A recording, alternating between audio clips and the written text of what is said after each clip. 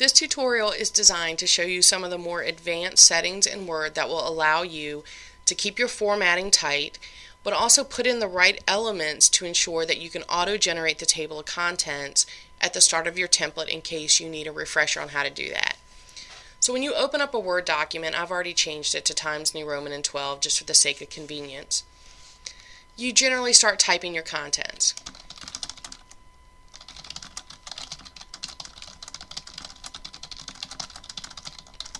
And it looks normal. This is what we're used to seeing. And pay attention here. Notice that the box that is highlighted says normal. That's just your regular content.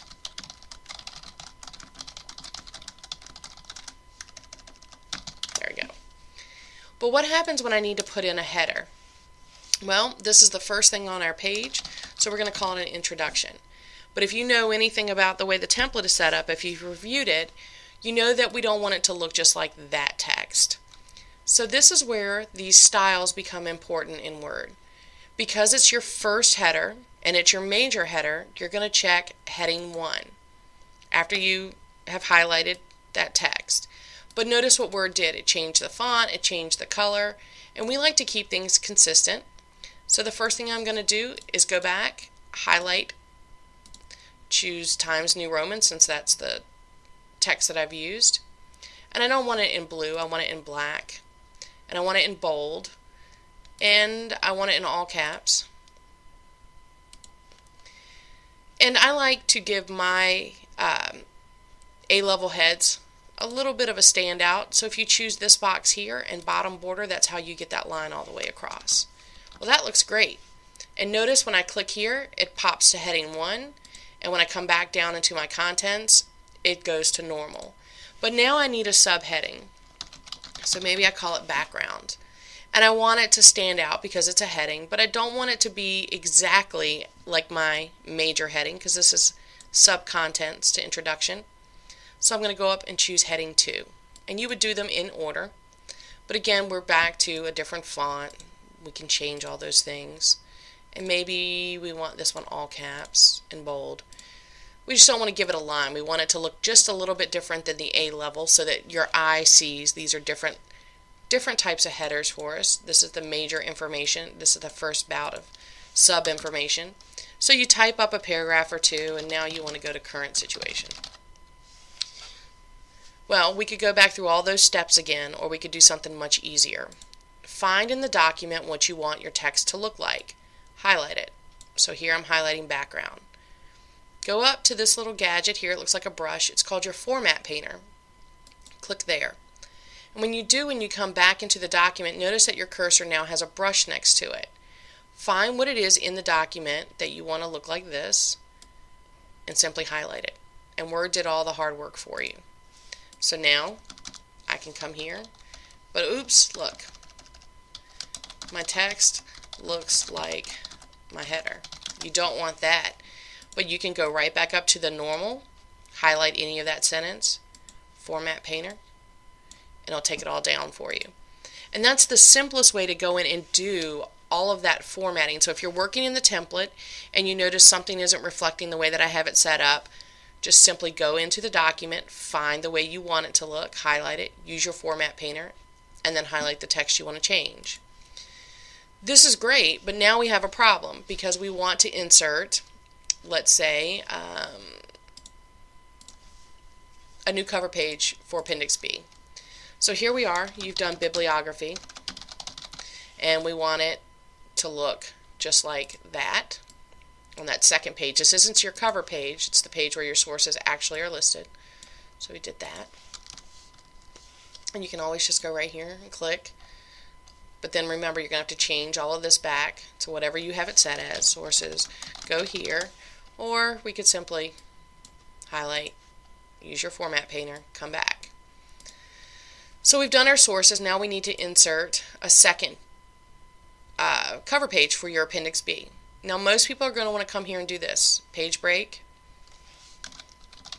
Appendix B, visuals.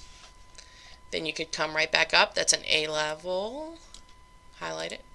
Format. You should be getting the hang of how to do this part. The problem is now it's put the line under it. We don't want a line on those cover pages, so you can go right and choose no border. And it should, in theory, give you no border. And Word is not going to work because I'm asking it not to have one. Sometimes you just play around in Word until eventually it does what you want it to do, or not right now.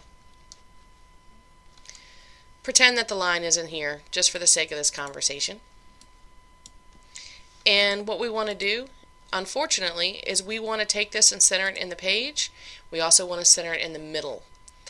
So we could go to Page Layout, Page Setup, choose the Layout tab, and then see where it says Vertical Alignment, choose Center.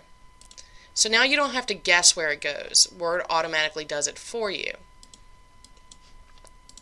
But now we have a problem. If you scroll back up, what it's done is it's actually centered all of your text in the middle of the page, and you don't want that. So the page layout is not going to work for us. We're going to go back up. See this button here?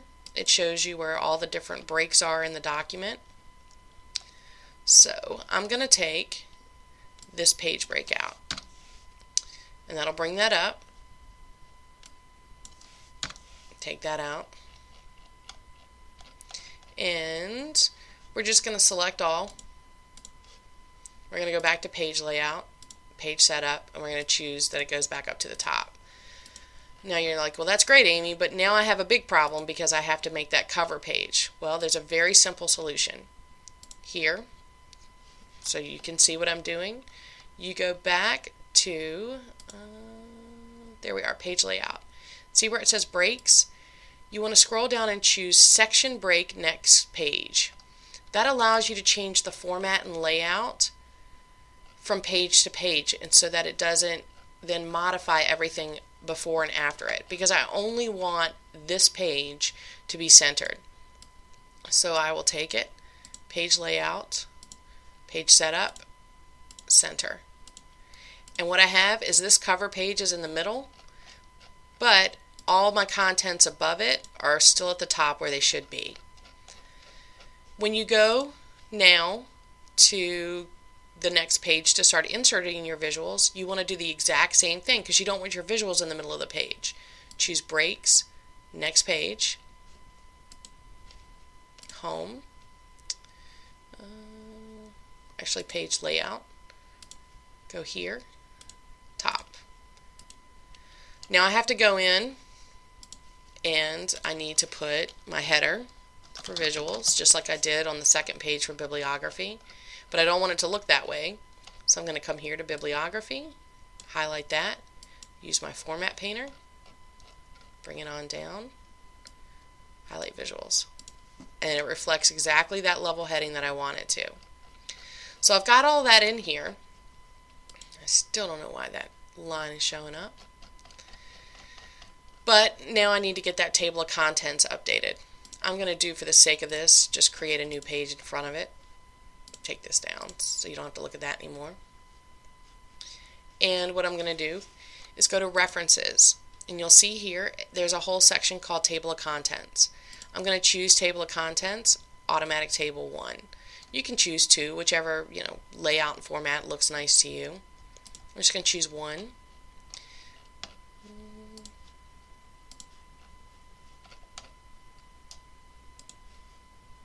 My page break should come after that. So we'll strip this one out. There you go. I don't particularly like the blue. We've talked about the problems with color. So I'm going to go in and just make it black, bold, maybe all caps.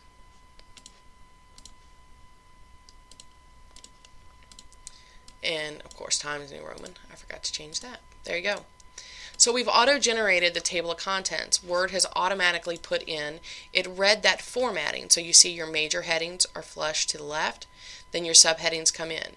But look, we've got a problem because some of the text has actually shown up in the table of contents, and that's really, actually that happens all the time. You don't want to do that. What that tells me is that there's something going wrong in the formatting in the document. So I'm going to go to the current situation where it says my text looks just like my header.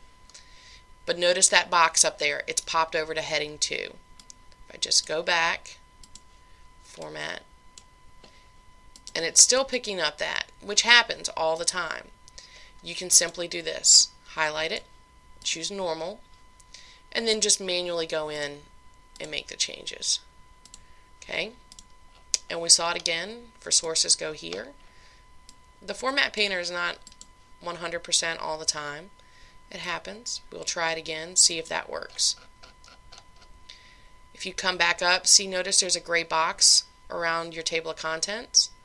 I right-click, update field, and update entire table. And now that text has disappeared. This tool will become a lifesaver as you're working through that document.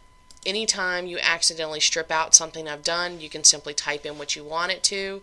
Say, choose your Format Painter, use that, come in, highlight. And sometimes Word has a mind of its own, like with this line that won't go away. And that's okay. Oh, it went away that time. This box, for those of you who've wondered, is how I end up putting lines and stuff.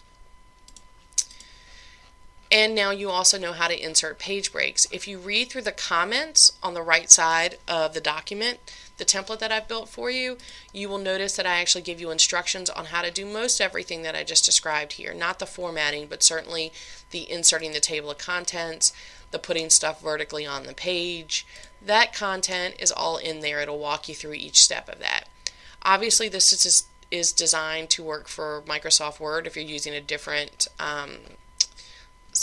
word processing program, this may not be the best reference for you, but I would highly encourage you, if you're not familiar with how to do this level of formatting, to Google some YouTube videos. I'm positive that other people have done the same thing as what I've just done for you. If you need to come back and refresh, look at this. Don't forget the big thing. Always at the end, update this table of contents and choose Update Entire Table. That way you can constantly see if you're having some formatting issues, but more importantly, before you submit the final paper, this will be there. You can do one last walkthrough and all your formatting should be good.